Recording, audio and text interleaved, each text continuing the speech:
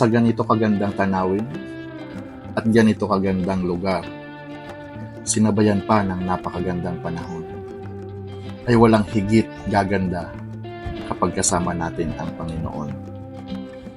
Saan man tayo pumunta, ano man ang ating lakbayin, lagi nating hilingin at lagi nating idalangin ang isang mapayapa, maayos at masayang paglalakbay.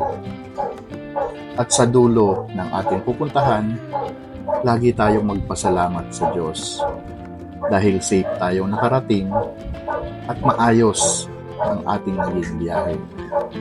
Sabi nga sa Luke chapter 4 verse 10, He will command His angels concerning you to guard you carefully. Sa salitang ito ng Panginoon, sinasabi niya na sa bawat biyahe natin, pinapadala niya ang ating mga guardian angel para bantayan tayo at siguraduhin na safe tayo sa ating biyahe patungo sa ating pupuntahan.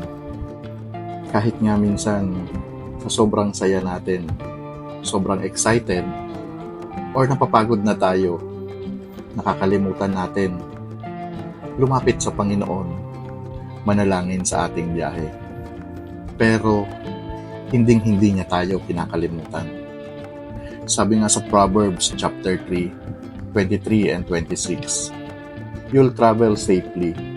You'll neither tire nor trip because God will be right there with you. He'll keep you safe and sound.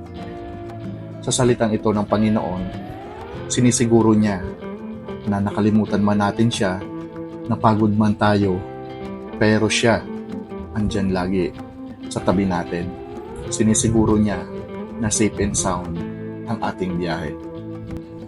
Kung tutuusin, hindi pa man tayo umaalis o nagsisimula sa ating biyahe, ibinigay na ni Lord at siniguro na niya na tayo ay magiging safe. Tulad ng sinasabi sa Deuteronomy chapter 31 verse 8, The Lord Himself goes before you and will be with you. He will never leave you nor forsake you. Do not be afraid. Do not be discouraged.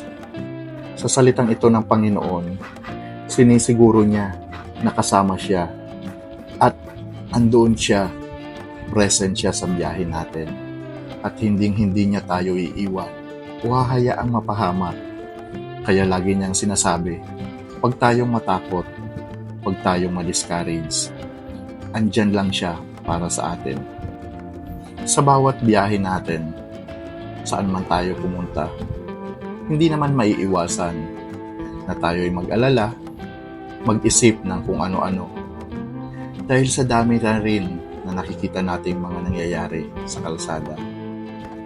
Pero kapag malapit tayo sa Panginoon, kapag pakiramdam natin, andyan lang siya, safe na safe tayo. Sabi nga sa Psalm chapter 121, verse 7 to 8, The Lord will keep you from all harm. He will watch over your life. The Lord will watch over you coming and going, both now and forevermore. Di ba ang sarap pakinggan na ina-assure ni Lord na saan man tayo pumunta, anumang oras tayo umalis, sinisiguro niya ang ating kaligtasan. Hinding-hindi niya tayo pababayaan dahil anak niya tayo, dahil mahal niya tayo, kaya babantayan niya tayo at sisiguraduhin niya na ligtas tayo. Kaya sa ating paglalakbay, pagkatiwala natin sa Kanya, isuko natin sa Kanya na sa kung anuman ang ating dadaanan, anuman ang ating kakaharapin, ay maging safe, maging masaya, at maging maayos ang ating paglalakbay hanggang sa ating patutunguhan.